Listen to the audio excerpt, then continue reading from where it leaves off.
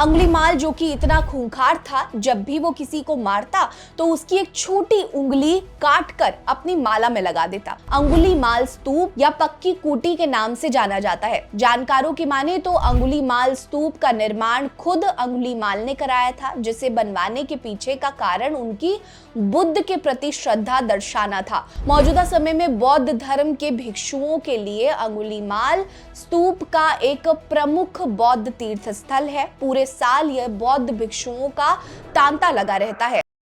बचपन में आपने दूसरी या फिर तीसरी कक्षा में किताबों में एक खूंखार डाकू अंगुलीमाल और गौतम बुद्ध की कथा तो पढ़ी ही होगी या सुनी जरूर होगी। अंगुलीमाल जो कि इतना खूंखार था, जब भी वो किसी को मारता तो उसकी एक छोटी उंगली काट कर अपनी माला में लगा देता। उसके गले में मौजूद उंगलियों की माला के कारण उसे लोगों ने अंगुलीमाल कहना शुरू कर दिया। जैसे ही शाम ढलती, लोग अपने अपने घरों में दुबक जाते। एक बार गौतम बुद्ध वहां पर आए थे और जब गौतम बुद्ध ने अंगुलीमाल के आतंक के बारे में सुना, उन्हें पता चला, तो गौतम बुद्ध ने खुद उन्हें खोजना शुरू कर दिया। गौतम बुद्ध ने अंगुलीमाल का सामना बिना घबराए, बिना डरे किया, जिसके कारण अंगुलीमाल की आंखें खुली। बुद्ध ने अंगुलीमाल को ज्ञान दिया कि जब जीवन देने का अधिकार तुम्हारे पास नहीं है तो किसी की मृत्यु कैसे दे सकते हो, और अंगुलीमाल हिंसा छोड़कर बौद्ध भिक्षु बन गया। बुद्ध के कई प्रिय शिष्यों में से एक थे अंगुलीमाल, जो कि आगे चलकर एक प्रसिद्ध बौद्ध भिक्षु बन गए।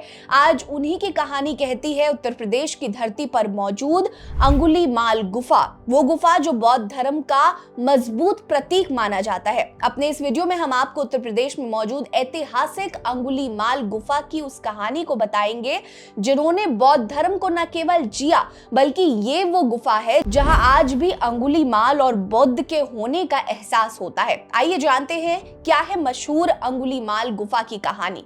नमस्कार, मेरा नाम है रीटा, भीमसेना देख रहे हैं। हमारी वीडियो पसंद आएगी तो लाइक कर लीजिएगा। आपने इससे पहले इस गुफा के बारे में सुना है या नहीं, हमें जरूर बताइएगा।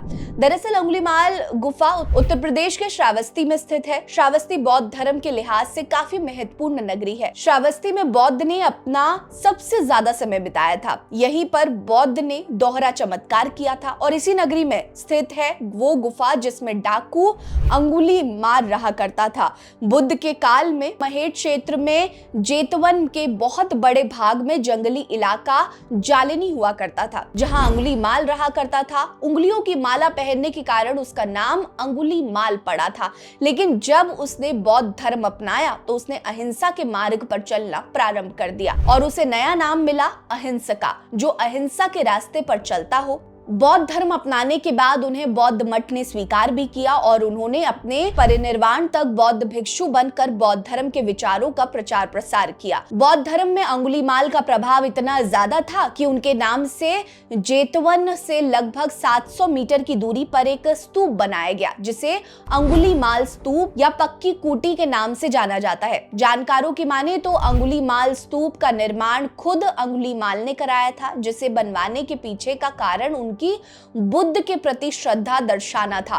मौजूदा समय में बौद्ध धर्म के भिक्षुओं के लिए अंगुलीमाल स्तूप का एक प्रमुख बौद्ध तीर्थ स्थल है। पूरे साल यह बौद्ध भिक्षुओं का तांता लगा रहता है। वहीं इस गुफा को देखने के लिए आम लोग भी जाते हैं। हालांकि मौजूदा समय में इस गुफा की उतनी देखभाल पहले से नहीं होती है, जिसके कारण इसकी स्थिति बिगड़ चुकी है। लेकिन अब इसे बौद्ध स्मारक के रूप में संरक्षित कर दिया है। अंगुलीमाल और गौतम के बीच के इस संबंध को छोटे बच्चों की किताबों तक में पढ़ाया जाता है, क्योंकि सभी जानते हैं कि केवल बौद्ध ही ऐसे व्यक्ति थे जो अंगुलीमाल जैसे हिंसक आदमी को बिना हिंसा किए धर्म के मार्ग पर चला सकते हैं।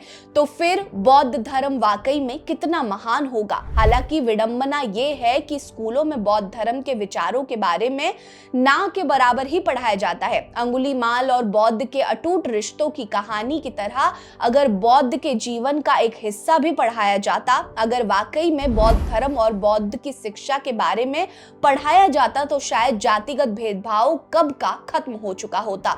क्योंकि बौद्ध धर्म समानता, अहिंसा और एक समरूपता के आधार पर चलता है, जो बांटना नहीं बल्कि एकजुट करना सिखाता है, जो व्यक्ति को सही मायने में मुक्ति के मार्ग पर ले जाता है, जो जीवन, मरण और मोह के दुख से दूर ले जाता है। आपको क्या लगता है, बौद्ध धर्म के बारे में स्कूलों में भी बच्चों को पढ़ाया जाना चाहिए या नहीं? कमेंट सेक्शन में में जरूर बताइएगा। शायद तभी जातिगत भेदभाव की मानसिकता खत्म हो सकेगी। आपकी इस पर क्या राय है, कमेंट करिए। हमारे साथ बने रहिए। नमस्कार।